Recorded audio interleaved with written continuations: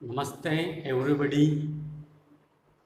पिछली क्लासों के अंतर्गत हमने जिम्नोस्पर्म का जो साइकस मेंबर था उसको हमने कंप्लीट कर लिया था और उसमें हमने उसकी मॉर्फोलॉजी, एनाटॉमी और रिप्रोडक्शन को स्टडी किया था। साथ ही उसकी जो शॉर्ट लाइफ साइकिल थी उसको भी हमने वहाँ पर बनाया था।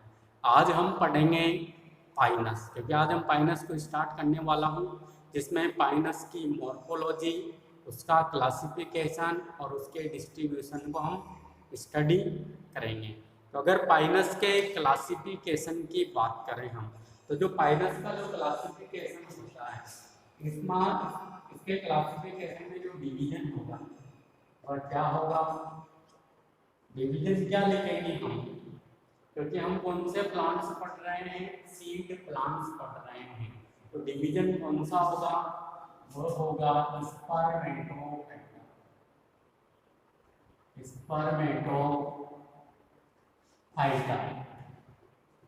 सब डिवीजन की बात करें हम तो सब डिवीजन कौन सा होगा, जिम्नोस्पर्म।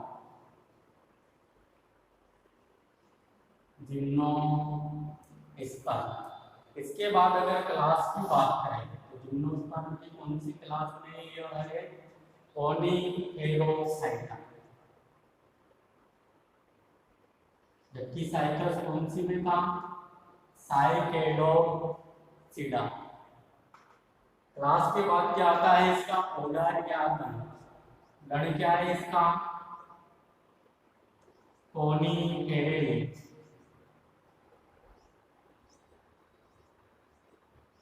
ऑर्डर के बाद क्या आता है, फैमिली।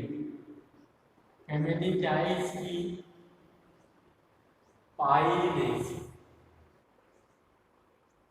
और जीनस क्या है इसका, पाइनस। और पूरे विश्व में पाइनस की अनेकों स्पीशीज पाई जाती है। तो अगर इसके क्लासिफिकेशन की बात करें तो क्लासिफिकेशन में पाइनस क्या है, एक सीडेड प्लांट है या बीजधारी पादप है। तो डिवीजन कौन सा होगा इसका, स्पर्मेटोफाइटा। क्योंकि स्पर्मेटोफाइटा में किसको रखा गया है, बीजधारी पादपों को रखा गया है।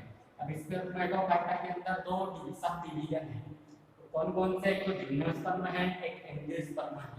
तो जो पाइनस है वो कौन सा है, जिम्नोस्पर्म है, क्योंकि इसमें बीज तो बनते हैं परंतु फलों का निर्माण नहीं हो पाता। तो इसमें सब डिवीजन कौन सा आएगा, जिम्नोस्पर्म आएगा।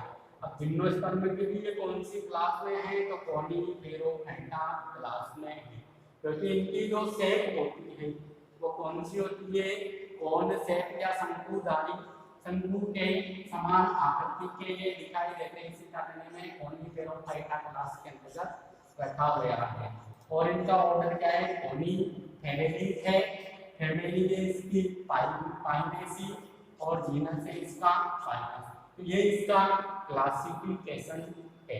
अब इसके डिस्ट्रीब्यूशन की हम बात करें या वितरण की बात करें, डिस्ट्रीब्यूशन का मतलब होता है पाइनस कौन कौन सी जगह पर पाया जाता है, एक तो इंडिया में और एक विश्व के अंदर, और इसकी कितनी जातियां पाई जाती है, कौन सी जातियां कहाँ पर मिलेंगी, ये किसके अंदर हम स्टडी करते हैं, इसके वितरण या डिस्ट्रीब्यूशन के अंदर हम स्टडी करते हैं।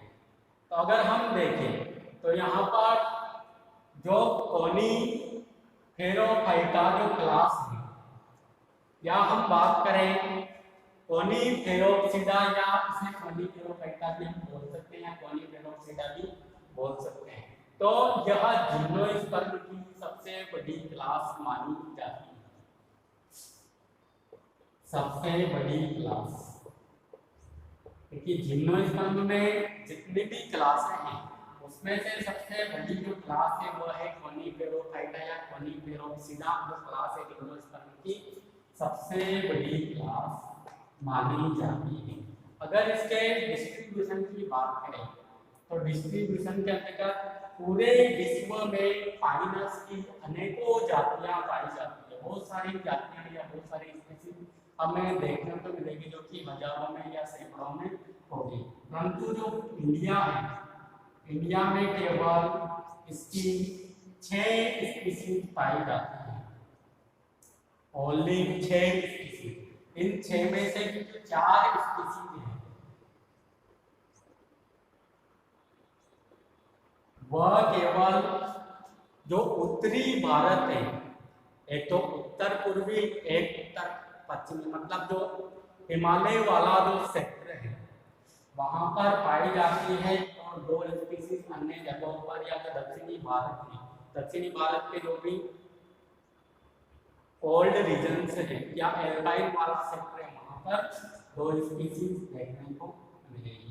तो प्राकृतिक रूप से देखें तो पाइनस की इंडिया में केवल 6 स्पीसीज पाई जाती है, जिनमें से 4 स्पीसीज तो हिमालय वाले क्षेत्रों में या उत्तर पूर्वी या उत्तर पश्चिमी भारत में पाई जाती है। मतलब काफी शीतोष्ण कटिबंधीय जलवायु का पौधा है पाइनस, क्योंकि बर्फीले क्षेत्रों में पाया जा रहा है तो शीतोष्ण कटिबंधीय क्षेत्रों में ये पाया जा रहा है। बाकी की 2 स्पीसीज दक्षिणी भारत के अंदर जो एल्पाइन क्षेत्र है वहां पर हमें देखने को मिलेगी।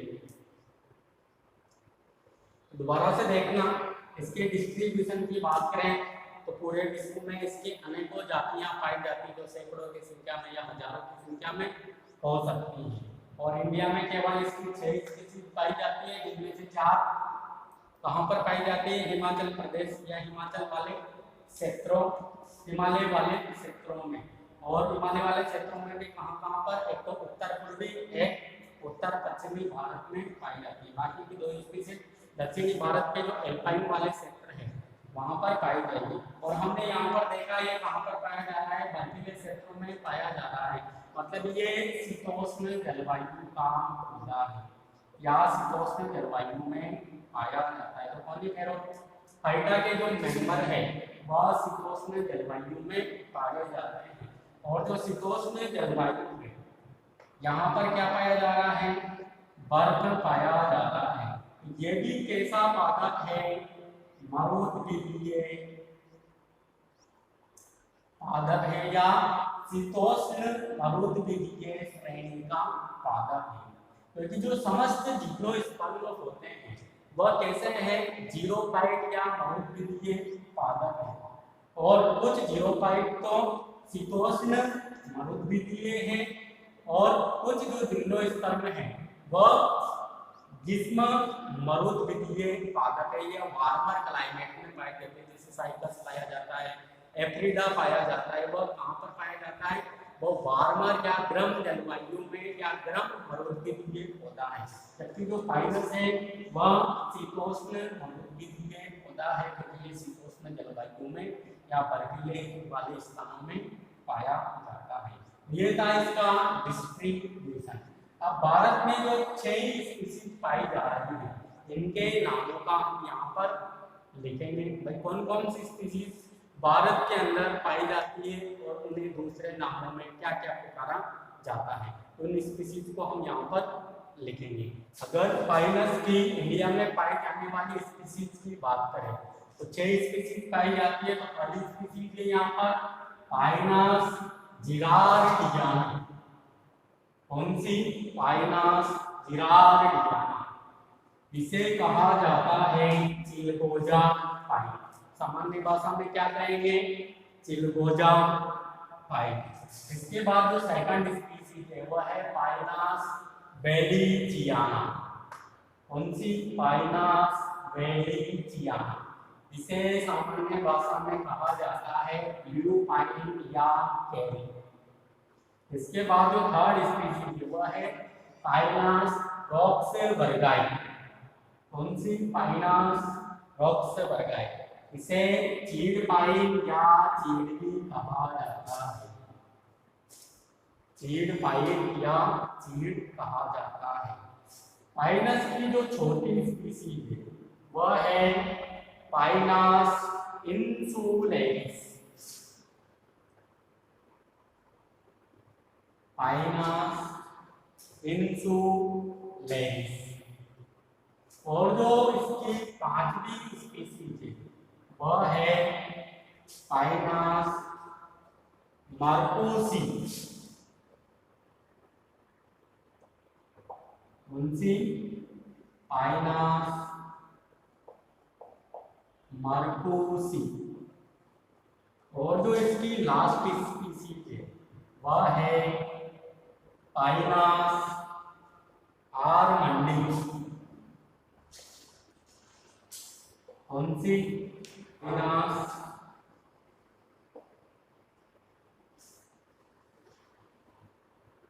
आर्मंडी। तो देखना दोबारा से, इंडिया में पाइनस की 6 स्पीसीज पाई जाती है। एक तो कौन सी, पाइनस जिरार्डियाना, जिसे चिलगोजा पाइन भी कहा जाता है। सेकंड है पाइनस वेलिसियाना, या अगर इसके दूसरे नाम की बात करें तो इसका दूसरा नाम है पाइनस एक्सेल्सा, पाइनस एक्सेल्सा, ये इसका सिर्फ नाम है। इसे दूसरा नाम भी बोल सकते हैं, या पाइनस वेलिसियाना बोलो या पाइनस एक्सेल्सा बोलो। और इसे सामान्य भाषा में कहा जाता है ब्लू पाइन या केल कहा जाता है। इसकी जो थर्ड स्पीशीज है वह है पाइनस रॉक्सबर्गी। इसका जो दूसरा अदर नाम है वह है पाइनस लॉन्गिफोलिया, या तो इसे पाइनस लॉन्गिफोलिया नाम से पुकारो या पाइनस रॉक्सबर्गी नाम से पुकारो, दोनों ही एक ही नाम है। और इसे सामान्य भाषा में कहा जाता है चीड़ पाइन या चीड़ का पेड़ भी कहा जाता है। अगला है पाइनस इंसुलेरिस, और पांचवी है पाइनस मार्कोसी, और लास्ट है पाइनस आर्मंडा। ये 6 ही स्पीशीज हमको इंडिया में देखने को मिलेगी। इनमें से 4 हिमालय वाले क्षेत्रों में पाई जाती है, बाकी की 2 दक्षिणी भारत के अंतर्गत जो बर्कली क्षेत्र है या एल्पाइन वाले क्षेत्र है वहां पर हमें यह देखने को मिलेगी। अब इसके बाद हम देखेंगे जो पाइनस का जो पादप होता है या उसका जो पादप होता है उसे स्पोरोफाइट कहा जाता है।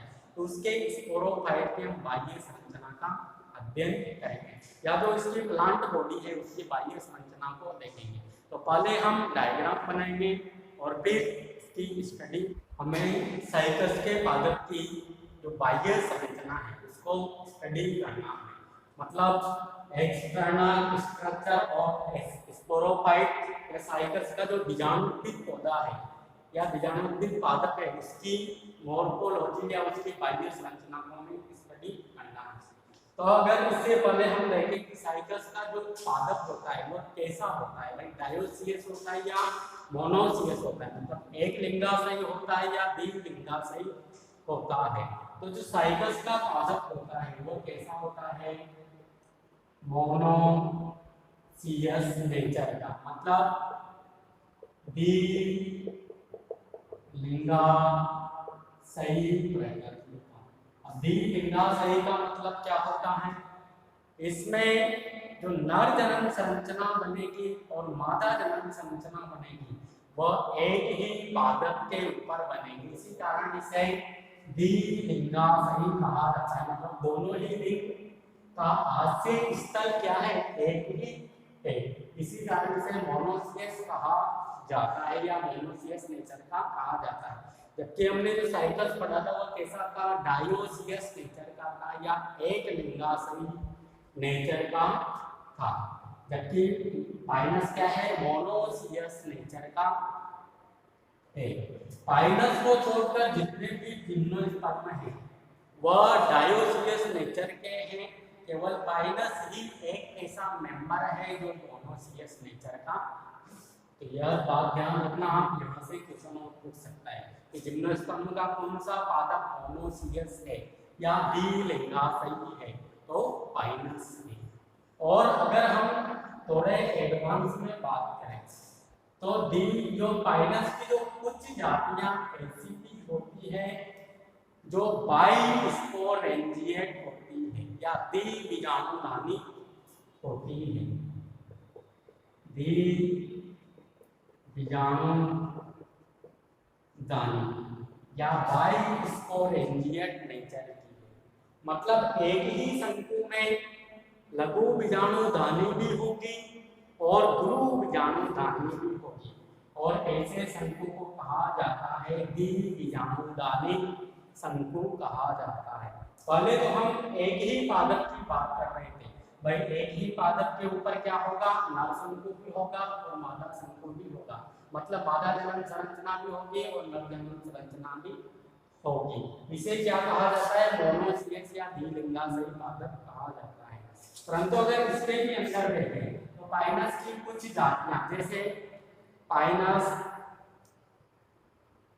रोक्सबर्गाई, उसकी बात करें तो उसमें क्या पाए जाते हैं, द्विबीजाणुधानिक शंकु पाए जाते हैं, मतलब उसमें एक ही शंकु होगा जिसमें लघु बीजाणुधानियां भी होगी, गुरु बीजाणुधानियां भी होगी, मतलब एक ही शंकु के अंदर गुरु बीजाणु पर्ण भी होंगे जिनमें गुरु बीजाणुधानी बनेगी और लघु बीजाणु पर्ण भी होंगे जिनमें लघु बीजाणुधानियां बनेगी।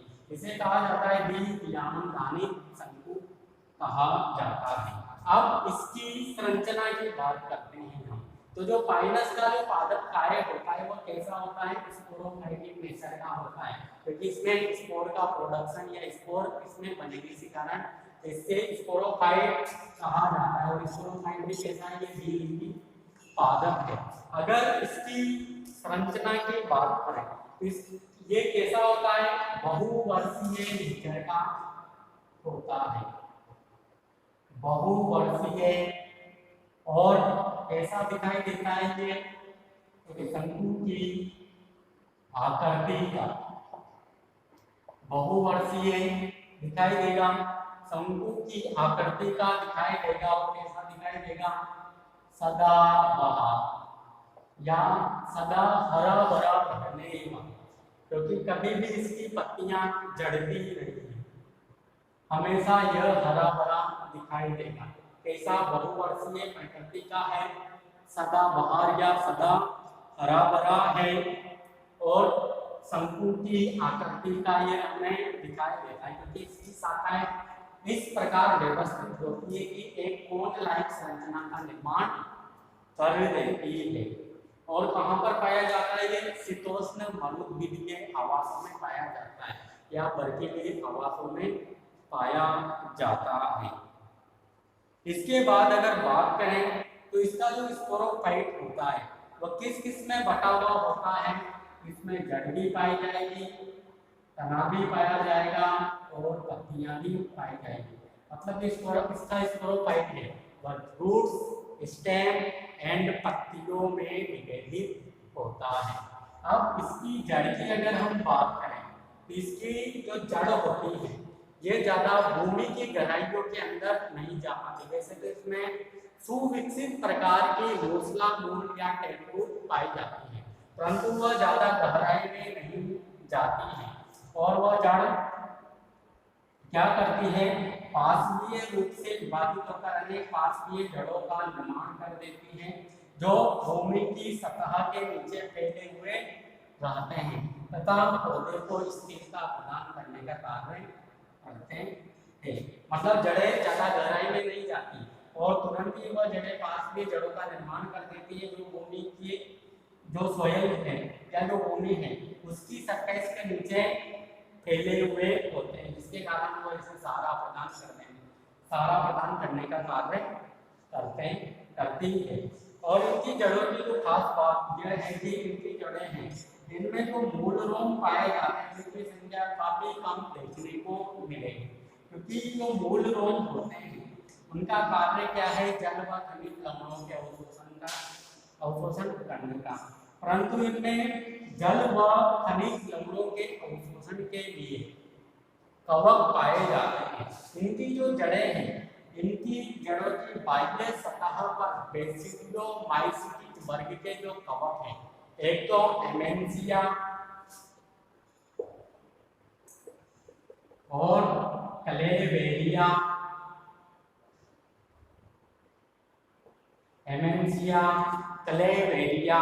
स्क्लेरोडर्मा, ऐसी कवक इसकी जड़ों की बाह्य सतहों पर चिपकी हुई या लिपटी हुई पाई जाती है या बाह्य सतह से जुड़ी हुई रहती है।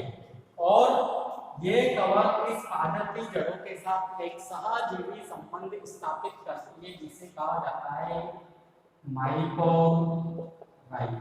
और माइकोराइजा का कार्य क्या है?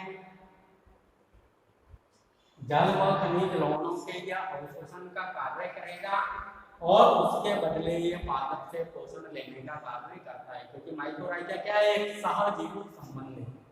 कैसा है? उनके पादपों के साथ कवकों का सहजीवी संबंध क्या कहलाता है? माइकोराइजा कहलाता है। और यहाँ पे क्या है?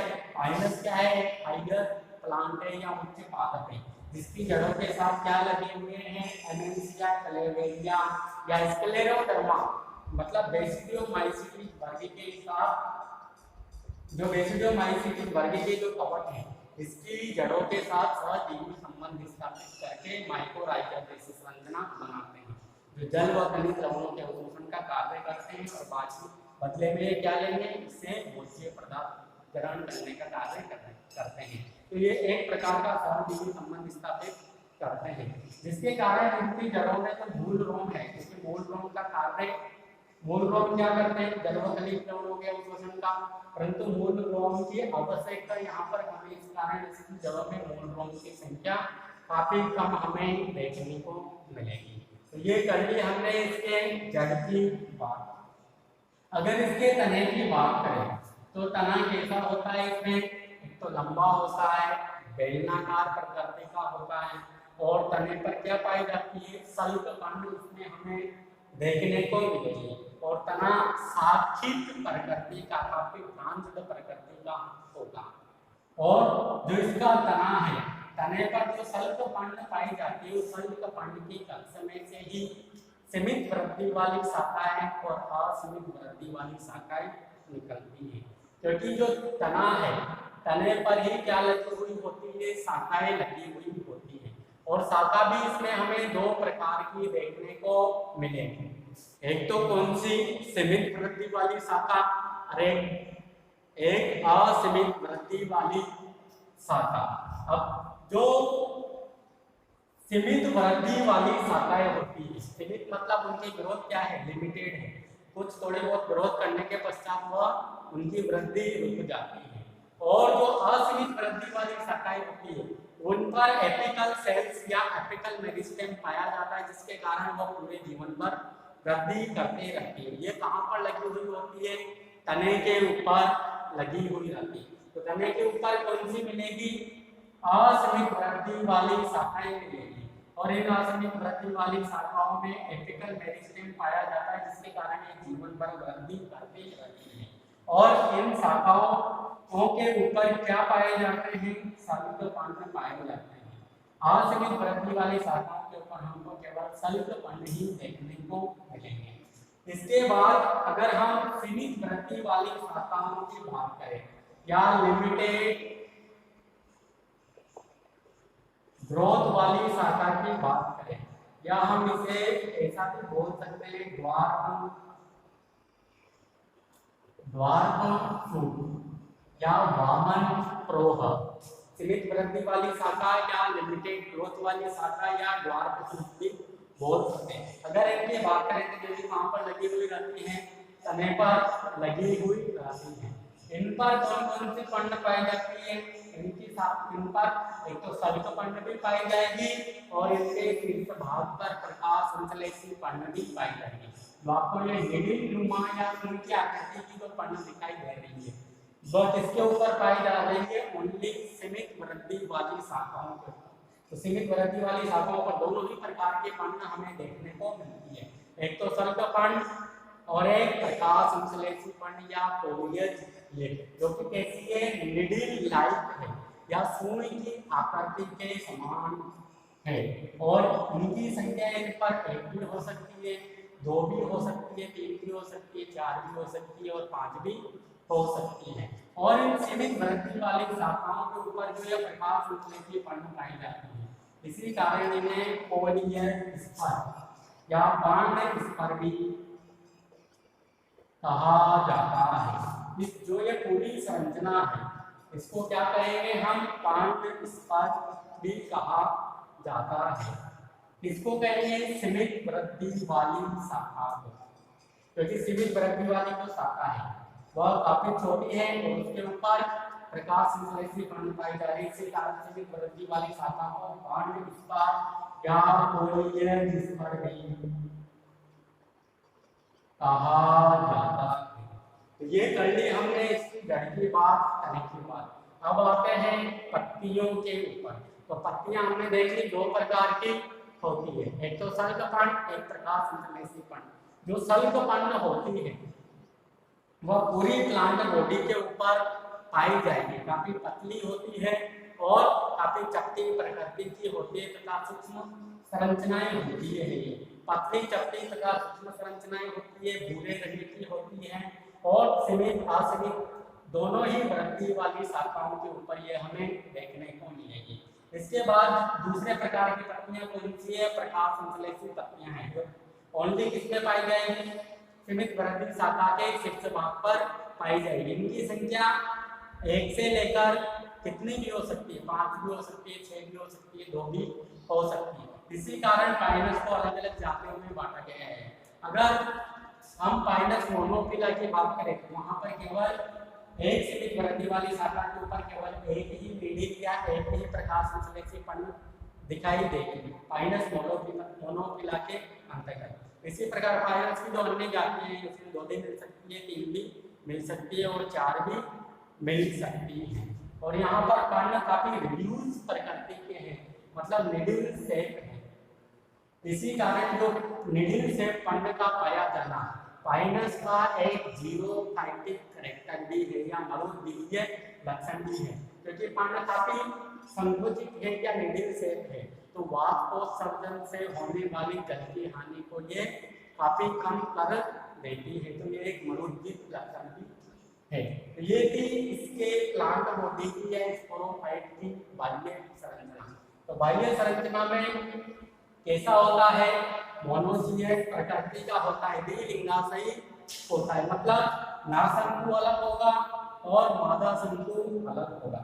और जो इसके मादा शंकु होते हैं वह बड़े बड़े होते हैं, काफी बड़े बड़े संरचना में देखने को मिलेंगे, जो कि असीमित वृद्धि वाली शाखा के शीर्ष भाग पर लगे हुए रहते हैं। क्योंकि जो नर शंकु होते हैं वो समूह में पाए जाते हैं तथा काफी छोटे होते हैं। अगर हम काफी गहनता से अध्ययन करें कुछ जातियों का तो जो पाइनस वंश वर्गाई जाती है उसमें बीजाणुदानी शंकु भी हमें देखने को मिल सकते हैं। मतलब एक ही शंकु के अंदर दोनों ही प्रकार की बीजाणुदानियां, एक तो लघु बीजाणुदानी एक गुरु बीजाणुदानी होगी। अगर इसके स्पोरोफाइट की बाह्य संरचना की बात करें तो बाह्य जो संरचना है वह कैसी दिखाई देती है? कोन शेप में दिखाई देती है। शीतोष्ण कटिबंधीय वाला ये प्लांट है, मतलब बर्फीले स्थानों पर यह ग्रो होगा। अगर इसके तने की हम बात करें क्योंकि इसका जो स्पोरोफाइट है वह किसमें विभाजित है? जड़ में, तने में और पत्तियों में विभाजित है। तो तने की बात करें तो तना कैसा है? काफी साकेत प्रकृति का है, लंबा है, बेलनाकार हमें दिखाई देता है। तने के ऊपर कौन सी पंड पाई जाती है? शंखपंड पाई जाती है। शंखपंड का क्या कार्य है? जो इसकी नवीन संरचनाएं हैं या नवीन कलिकाएं हैं उनको ये क्या करता है? प्रोटेक्शन प्रोवाइड करवाने का कार्य करता है शंखपंड। इसके बाद हम तने के ऊपर शाखाओं की बात करें तो तने के ऊपर 2 प्रकार की शाखाएं हमें देखने को मिलेगी। एक तो असीमित वृद्धि वाली शाखा जिनकी अनलिमिटेड ग्रोथ होती है, मतलब इनमें एपिकल मेरिस्टेम पाया जाता है जिसके कारण ये जीवन भर वृद्धि करती रहती है। और इन असीमित वृद्धि वाली शाखाओं के ऊपर भी हमें शल्कपर्ण देखने को मिलेगी। उसके बाद सीमित वृद्धि वाली शाखाओं की बात करें जिनमें एपिकल मेरिस्टेम नहीं पाया जाता जिसके कारण इनकी वृद्धि काफी लिमिटेड प्रकार की होती है। और सीमित वृद्धि वाली शाखाओं पर हमें दोनों ही प्रकार की कण देखने को मिलेंगे, एक तो शल्कपर्ण और दूसरी प्रकाश संश्लेषी कण। प्रकाश संश्लेषी कण सीमित वृद्धि वाली शाखा के शीर्ष भाग पर होगी और इनकी संख्या में वेरिएशन आ सकता है।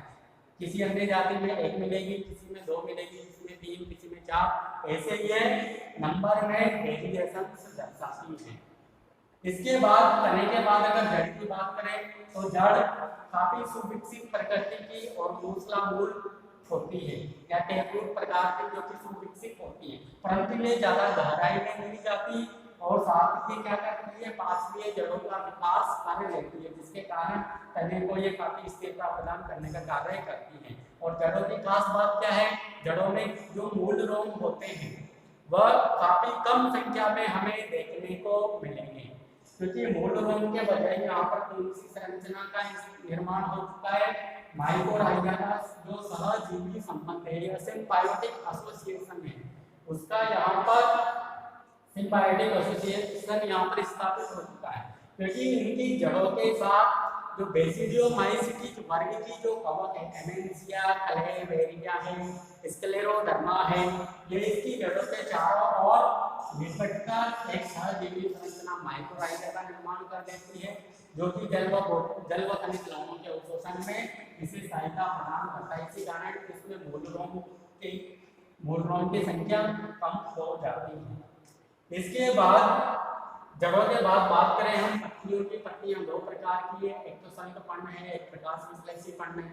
सल्कपर्ण कैसी है, काफी पतली है, चपटी प्रकृति की है और भूरे रंग की है, और यह संरचना में कैसी है, सूक्ष्म है, और पूरी प्लांट बॉडी के ऊपर ही यह पाई जाएगी, तने के ऊपर भी पाई जाएगी, असीमित वृद्धि वाली शाखा के ऊपर भी पाई जाएगी, सीमित वृद्धि वाली शाखा के ऊपर भी पाई जाएगी। कार्य क्या है इसका, जो इसकी नवीन संरचनाएं हैं या नवीन कलिकाएं हैं, क्योंकि तने के ऊपर से क्या निकलती है, नई नई शाखाओं का उद्गम होता रहता है, और शाखाओं के उद्गम से पहले क्या बनती है, कलिका बनती है। उन कलिकाओं को सुरक्षा प्रदान करने का कार्य सल्कपर्ण के द्वारा ही किया जाता है। इसके बाद अगर सेकंड पर्ण है प्रकाश संश्लेषी पर्ण या फोलियज, जिनकी आकृति कैसी है, फूलनुमा आकृति है, और यह संख्या में वेरिएशन से दर्शाती है, मतलब संख्या में किसी पादप के अंतर्गत असीमित वृद्धि सीमित वृद्धि वाली शाखा के ऊपर ये एक की संख्या में पाई जा सकती है, दो की में पाई जा सकती है, या तीन में पाई जा सकती है। और जो ये मिडिल शेप है, ये इनका एक महत्वपूर्ण लक्षण भी है, क्योंकि यह वाष्पोत्सर्जन से होने वाली जल की हानि को कम करते हैं। और इसकी जो असीमित वृद्धि वाली शाखा है, उस पर क्या देखने को मिलेंगे, हमें मेल कोन और फीमेल कोन में देखने को मिलेंगे। मेल कोन समूह में व्यवस्थित होंगे, काफी अधिक संख्या में होंगे, जबकि फीमेल कोन अलग अलग, एक कोन अलग, दूसरा अलग, तीसरा अलग, ऐसे व्यवस्थित होंगे। जबकि जो मेल कोन है वह समूह में व्यवस्थित होंगे, सारे ही कोन एक ही ब्रांच के ऊपर लगे हुए होंगे। ये थी इसकी बाह्य संरचना। अगले लेक्चर के अंतर्गत हम स्टडी करेंगे पाइनस में आंतरिक संरचना, और आंतरिक संरचना या एनाटॉमी भी किसमें, इसकी जड़ों में, इसके तने में, और पाइनस के पर्ण में। उसमें हम जड़ों की आंतरिक संरचना या जड़ों की टीएस काटेंगे, और उसकी सेकेंडरी ग्रोथ भी देखेंगे। इसी प्रकार तने की भी आंतरिक संरचना या इसकी एनाटॉमी का अध्ययन करेंगे, और उसमें भी द्वितीयक वृद्धि को देखेंगे। उसी प्रकार इसमें जो मिडिल पर्ण पाई जा रही है, इसकी भी हम टीएस काटेंगे, और इसकी आंतरिक संरचना में कौन कौन सी संरचनाएं पाई जा रही है, इनका हम गहनता से अध्ययन करेंगे।